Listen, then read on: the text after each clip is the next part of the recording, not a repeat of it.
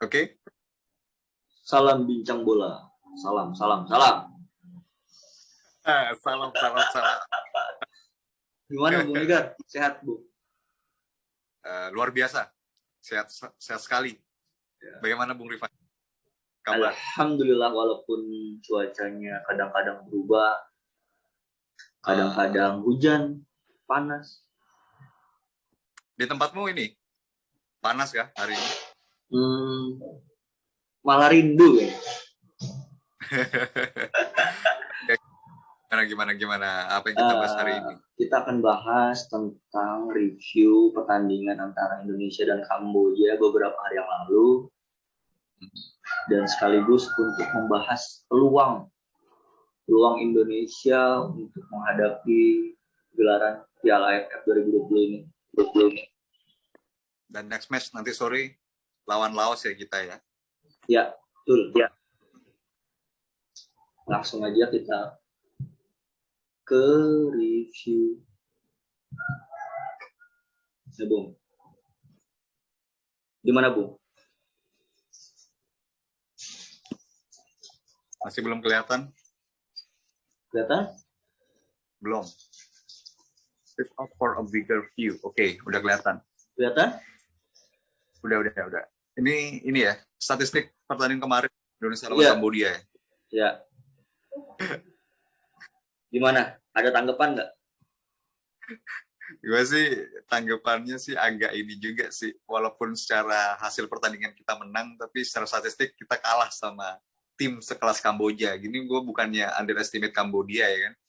Tapi sekelas Kamboja bisa menguasai pertandingan di atas timnas kita gitu. Suatu hal yang sangat-sangat jarang terjadi di Piala AFF ini. Kita lihat di sini kan possession ball-nya kita kalah kan. Jadi kita 45,1, mereka Kamboja 54,9.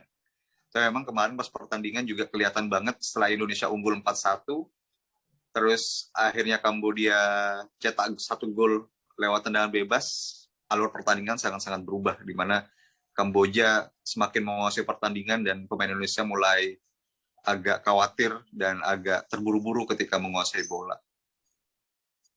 Jadi perlu mungkin ada beberapa evaluasi dari Coach STY. Jadi harusnya Indonesia harus lebih tenang daripada kondisi unggul, tidak usah terlalu terburu-buru megang bola.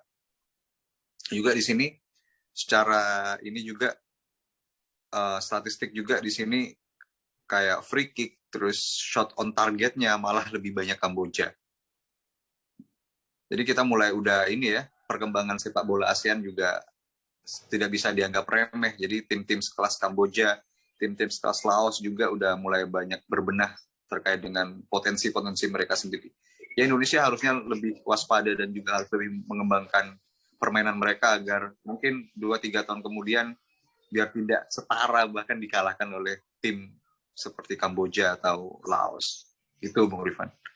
Oke, tapi kalau kita berbicara tentang babak pertama bagaimana Bu? Ada tanggapan nggak? Penguasaan bola dari Indonesia. Kalau babak pertama jalannya pertandingan ya kita megang pertandingan ya kan pas skor 0 gitu ya. Mungkin setelah ini Coach STY kemarin bilang setelah unggul di babak pertama pemain Indonesia mulai ngeremehin permainan Kamboja sehingga Kamboja bisa cetak 2 gol di pertandingan kemarin. Sebenarnya sih kalau melihat gol-gol Kamboja emang sih sebenarnya kalau dari segi permainan mereka susah menembus pertahanan kita. Kita cetak 2 gol dari bola-bola mati. Yang pertama dari free kick yang mungkin ada kesalahan dari pemain belakang kita yang tidak pemain Kamboja. Yang kedua memang murni sebuah gol yang tidak disangka-sangka karena memang tendangan bebas tapi deflection sehingga kiper kita Sahrul Trisna mati langkah dan akhirnya bolanya berubah arah sehingga Sahrul Trisna susah untuk dari tendangan tersebut. Jadi kalau secara permainan sih kalau gol-gol Kamboja sih dari bola-bola mati. Jadi kita harus memperbaiki di set piece sehingga hal-hal ini nggak bisa terulang kembali. Ini ingat, ini cuma lawan Kamboja ya, belum lawan tim-tim kuat seperti Vietnam ataupun Malaysia. Oke, tapi kalau kita lihat dari possession ball-nya itu jelas timpang ya antara Indonesia dan Kamboja, padahal di lini tengah kita itu mempunyai seorang Evan Dimas.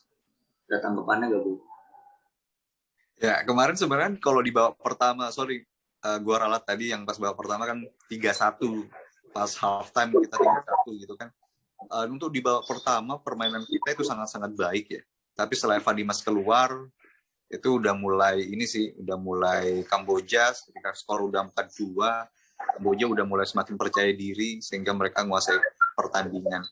Itu sebuah early warning juga sih buat Coach STY, gimana tim sekelas Kamboja bisa menguasai pertandingan, bahkan berpossession mereka lebih unggul daripada kita. Dan juga fun fact-nya kemarin lawan Malaysia juga, Kamboja secara statistik walaupun mereka skor kalah 3-1 ya kan, tapi mereka dari statistik mereka juga menang possession ball dan shot attempt-nya. Ini sebuah ini juga sih, Kamboja sangat berkembang pesat ya kan. Jadi kayak timnas kita harus segera berbenah, segera harus melangkah ke depan agar perkembangan timnas kita tidak disamakan atau dilampaui oleh Kamboja. Mungkin 2-3 tahun lagi kalau misal timnas Indonesia kita tidak mengembangkan diri, mungkin bahkan mereka bisa setara sama timnas Kamboja gitu. Apalagi mungkin ada pengaruh dari Coach Keisuke Honda, di mana pemain dan sekarang jadi pelatih yang sangat berpengalaman di Eropa, bahkan terakhir dia kan main di Amerika Latin, di Brazil, di Botafogo gitu kan. Jadi Coach Honda juga banyak mengeluarkan ilmu-ilmu dia ke pemain-pemain Kamboja gitu, Bung Rifan. Tapi melihat pertandingan kemarin ada satu sosok yang cukup membuat saya kaget, yaitu Rahmat Irianto. Bagaimana yang bersangkutan determinan ketika Indonesia menyerang. Ada tanggapannya dulu? Ya, gue juga kaget juga sih sebenarnya sama Rahmat Irianto bisa cetak 2 gol dari posisi set piece dua-duanya dari skema yang sama. Dari tendangan pojok dia cetak gol, padahal secara postur juga dia tidak begitu tinggi ya kan dibandingkan back Kamboja. Mungkin emang disiapin oleh Coach STY juga seperti skema tendangan bebas. Jadi emang harus ini sih, maksudnya emang udah disiapin kalau misal Rahmat Irianto bisa nerima umpan-umpan dari Arhan kemarin. Tapi juga kaget juga sebenarnya si Rahmat Irianto bisa cetak 2 gol. Padahal gue berharap si Ezra ya kan yang harusnya sebagai bomber kita semalam. Tapi ya Ezra kemarin mungkin lagi flop juga. Tapi oke lah. Baru pertandingan pertama kita nggak bisa nilai juga. Mungkin ada beberapa catatan sih kemarin, beberapa pergantian ketika sudah Indonesia unggul 4-1. Beberapa pergantian yang menurut gue kurang efektif seperti masuknya Victor Igbonivo gitu kan. Secara dia salah satu pemain naturalisasi yang ada di timnas kita, tapi pengaruh dia, pergerakan dia sangat-sangat mengecewakan menurut gue, Van. Jadi beberapa kali dia bisa dilewati oleh pemain-pemain Kamboja, beberapa kali dia juga gak bisa untuk intercept yang bagus, sehingga pertahanan kita yang dijaga Syahrul Trisna menjadi terancam. Nah, itu sih. Gue harap sih pertandingan selanjutnya mungkin bisa dievaluasi kembali. Mungkin Victor ini bisa digembleng lagi oleh Coach STY. Mungkin juga sebenarnya faktor umur juga sih, karena dia udah umur 35 tahun, jadi pergerakannya mulai melambat. Gue lihat sih kemarin lawan timnas Kamboja yang diisi pemain-pemain muda juga, si Victor agak kewalahan sih setelah keluarnya si Ryuji ya kan. Iya. Yeah. Gue berharap sih udah Elkan kayaknya kabarnya lawan Laos habis ini bakal diturunin. Gue harap problem lini belakang Indonesia dengan adanya Elkan bakal segera teratasi. Kita langsung ke head to head. Ya, ini buat pertandingan selanjutnya nanti sore ya, head to head. Di sini menarik sekali. Sebenarnya kalau dari segi head to head secara sejarah juga Indonesia gak bakal kesulitan ya lawan Laos ya. Cuma ada pengecualian di 2012, Piala AFF 2012. Lu tahu nggak Pan kemarin pas AFF 2012 kenapa Indonesia sampai imbang sama Laos? Kenapa tuh? Lu masih ingat? Lu tahu kemarin 2012 yang masalah PSSI sama KPSI, Oke, iya 2012 iya iya. Oh, yang timnas 2012. kita terbagi menjadi dua, sehingga yang timnas yang berangkat ke AFF adalah timnas yang bermain di Indonesia Premier League. Jadi bukan tim terbaik kita, Iya. cuma salah satu legenda Indonesia yang akhirnya ikut Bambang Pamungkas, akhirnya Termasuk ikut ke ada sana. idola saya tuh, Iya, idola Tony Anda Van ya kan. Bukering Johnny Van Bukering ya. Itu sama salah satu Tony legenda. Kusel. Tony Kusel ya. Ya, gue review ini aja sih kemarin pas Indonesia kalau lawan Laos di Piala AFF ini skornya selalu mencolok gitu kan, terutama di tahun 2010 pas lagi era-eranya Firman Utina, Christian Gonzalez yang sedang on fire-nya. Indonesia pernah ngebantai Laos 6-0 di GBK. Tapi setelah itu tahun 2012 Indonesia hampir kalah. Kemarin untung pas kita lagi main di Malaysia tahun 2012, Indonesia diselamatin oleh gol Rafael Maitimo. Akhirnya ketika menit 80-an Indonesia masih kalah 2-1 dari dari Laos. Akhirnya si Rafael Maitimo jadi penyelamat kita. Akhirnya kita terhindar dari kekalahan. Gitu ya. Kalau dia lihat statistik dan ini ya, ntar sore sepertinya Indonesia nggak bakal kesulitan buat ngalahin Laos. Walaupun di situ ada si Billy Kempopane kan, salah satu pemain naturalisasi yang racing star-nya Laos. Harusnya tapi ntar sih secara di atas kertas harusnya unggul. Kalau kita melihat track record-nya, apalagi coba lihat 2004 itu pas zaman-zamannya Ilham Jaya Kusuma, Boas, dan dayanya Indonesia atas Malaysia tuh tidak dipungkiri. Iya 2004. Tapi kalau kita lihat statistik progres Laos sebenarnya juga ada perkembangan dong dari segi sepak bolanya. Iya. Walaupun memang kualitasnya ya masih di bawah tim Asia Tenggara. Kemarin juga gue sempat kaget sih permainan Laos lawan Vietnam. Mereka walaupun kalah, mereka cuma kalah 2-0, dan pertandingan kedua kemarin lawan Malaysia mereka kalah 4-0, walaupun ada beberapa isu miring kemarin. Itu gimana Bu? Laos sama Malaysia. Itu.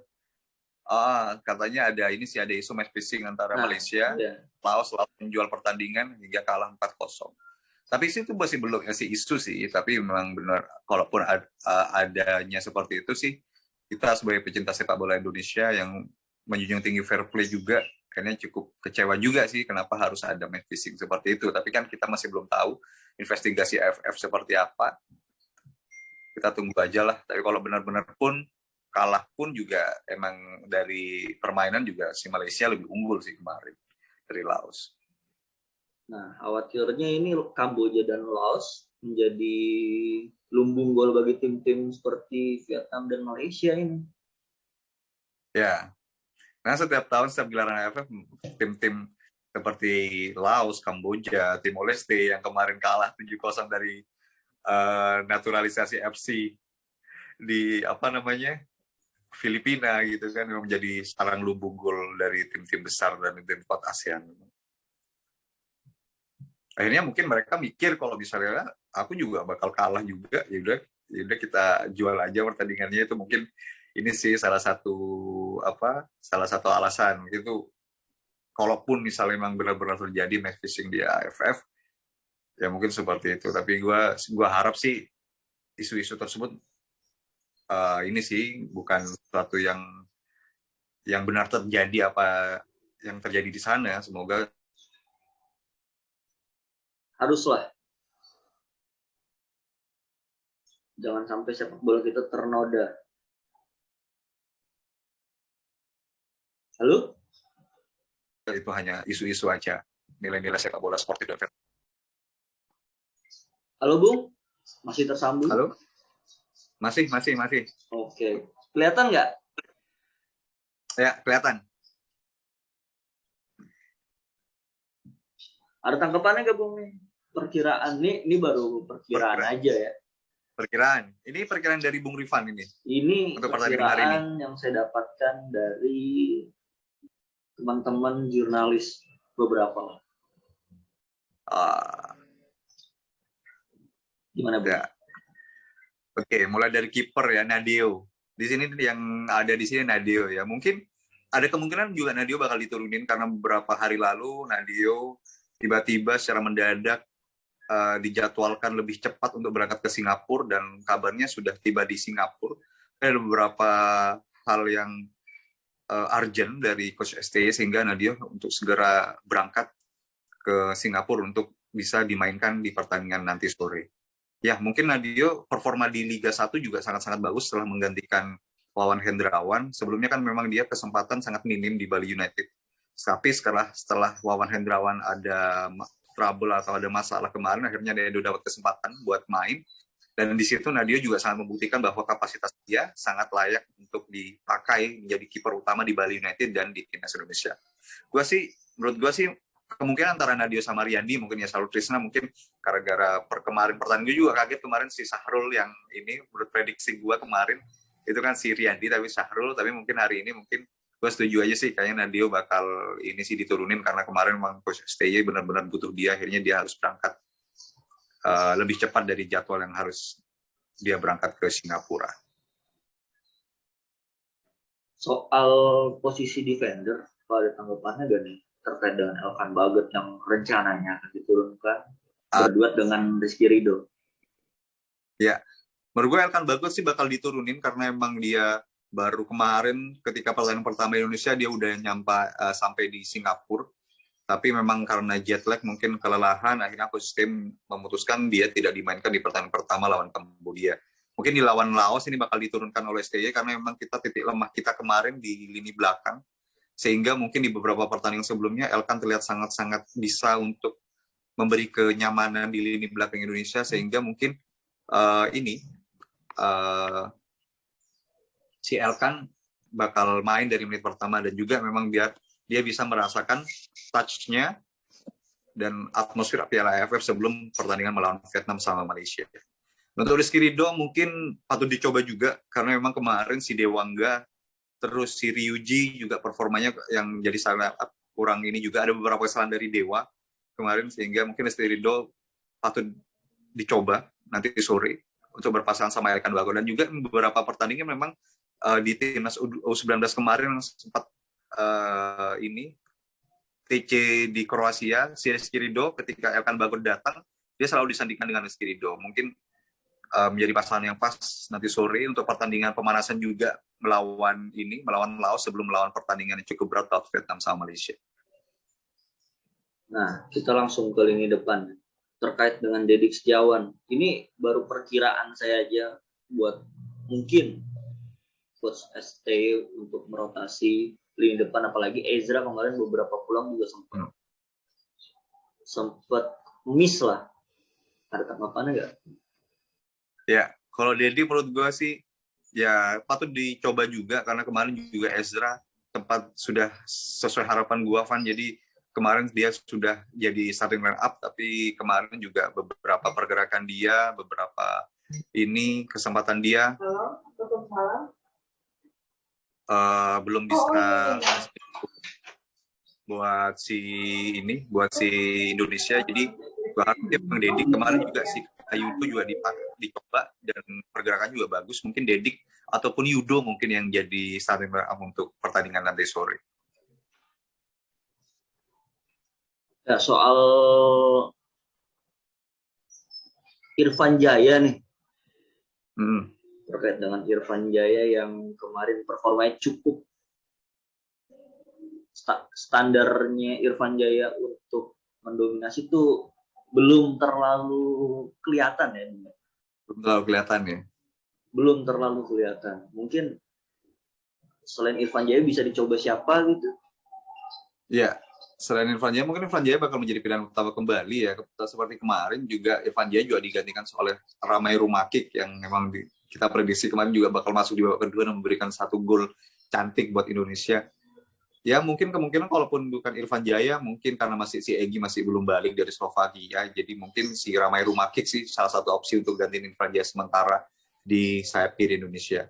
Dan juga mungkin ada satu pemain kemarin si Arhan, kemarin kan agak sempat cedera ya kan, akhirnya diganti sama Edo Febriansyah.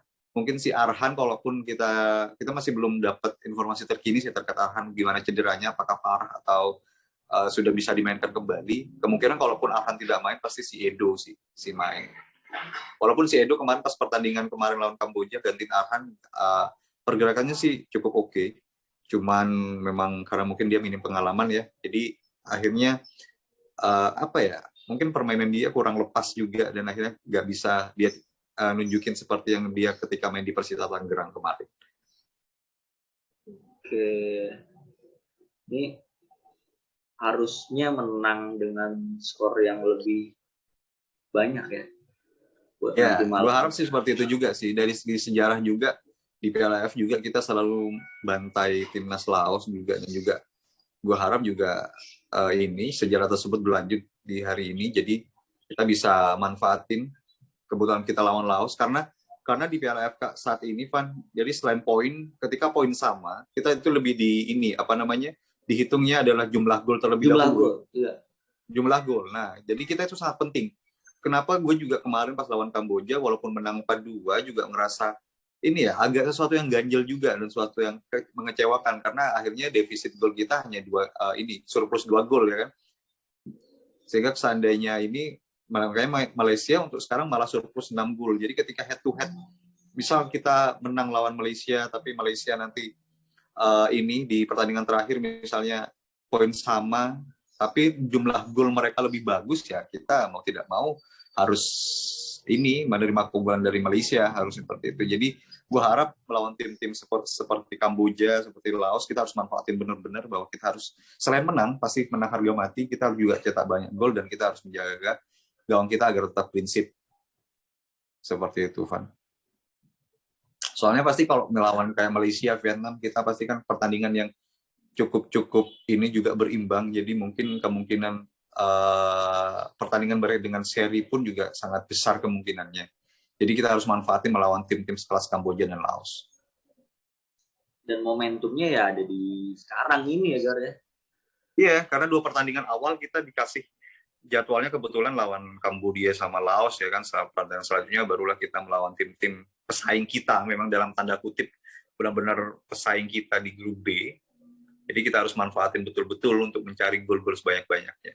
Tapi it's okay kemarin pas lawan Kamboja, mungkin karena pertandingan pertama juga, dan fun fact-nya adalah pertandingan kemarin pas ketika starting line up-nya itu hanya 2 pemain kita yang pernah sudah berpengalaman main di AFF. Kalau Evan Dimas dari 2014, 2016, 18 sampai dan 2020, Irfan Jaya 2018, setelahnya itu benar-benar pemain-pemain grass, pemain-pemain yang baru pertama kali turun di ajang AFF.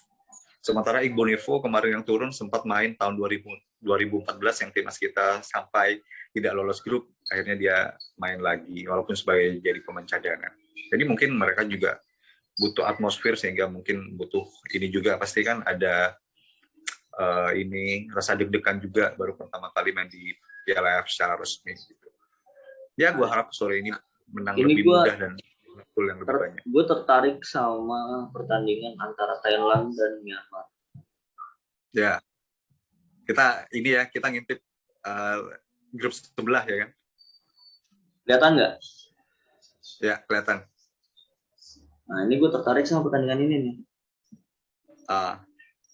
Thailand ya, kemarin Thailand full team, seluruh pemain terbaiknya diturunkan pada match lawan Myanmar kemarin, dan Tera Sildangda cetak 2 gol. Akhirnya dia menyamai rekor Noh Alamsyah jadi ini pencetak gol terbanyak di ajang Piala AFF. Sampai sekarang sejajar sama Noh Alamsyah 17 gol. Tinggal butuh 1 gol lagi untuk ini mencapai rekor sebagai pencetak gol terbanyak di ajang Piala AFF. Nah, kalau kita ngelihat squad Thailand ini memang ngeri-ngeri sedap ini ya. Iya. Apalagi kemarin juga mereka full team, Canatip, Messi G-nya mereka, dan Keraton Bunmatan. Mereka main dua-duanya. Gila pertandingan gue kemarin nonton permainan Thailand, aliran bola dari lini tengah belakang ke depan gitu kan, sangat-sangat cair, sangat-sangat susah untuk direbut oleh pemain-pemain Myanmar. Salah satu ancaman kita kalau misalnya kita harus ketemu Thailand. Permainan mereka sangat-sangat rapi, permainan mereka sangat-sangat terstruktur dengan bagus. Jadi ya mereka memang serius kemarin ketika Canatip Songkrasin diturunkan sejak awal bersama Teraton Bung Matan. Dan juga ini Pan, pemain abroad mereka yang dari Leicester City nomor 12, Tanawat Srengkit Tawon, mereka kan main juga. Di pertemuan pertama lawan Timor Leste kan mereka 3 pemain ini tidak main dari awal.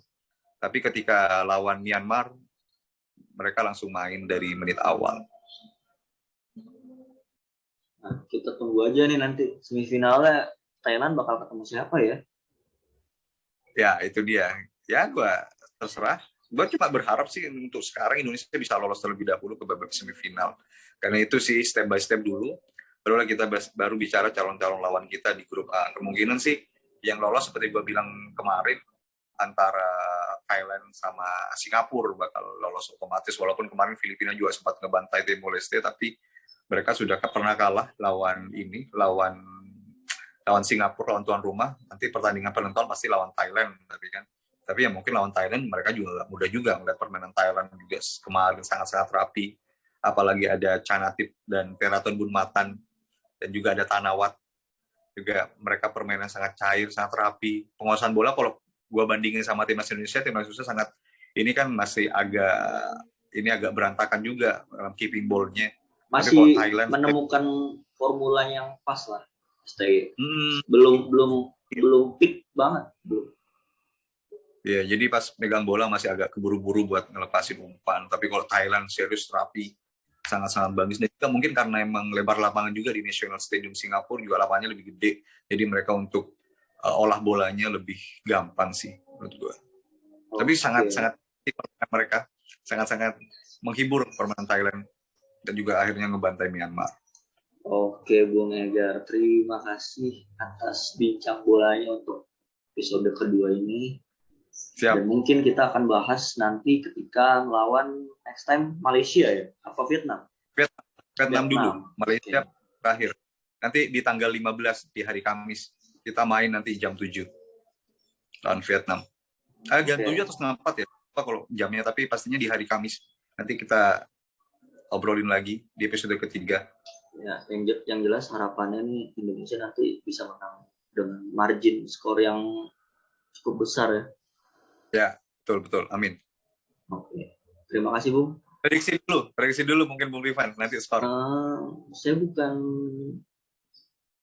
penerawang ya. Kecuali kalau ada cuan. Ikut kuis dong. Oh iya, mungkin ya 4-0 paling. 4-0 ya. Gue harap sih kalau pertandingan nanti gue harap sih nggak muluk-muluk sih, 4-0 juga. Gue setuju sama. Jadi 4 gol terus clean sheet itu udah lebih dari cukup sih menurut gue lawan Laos. Tapi kalau bisa lebih gue sih harap sih.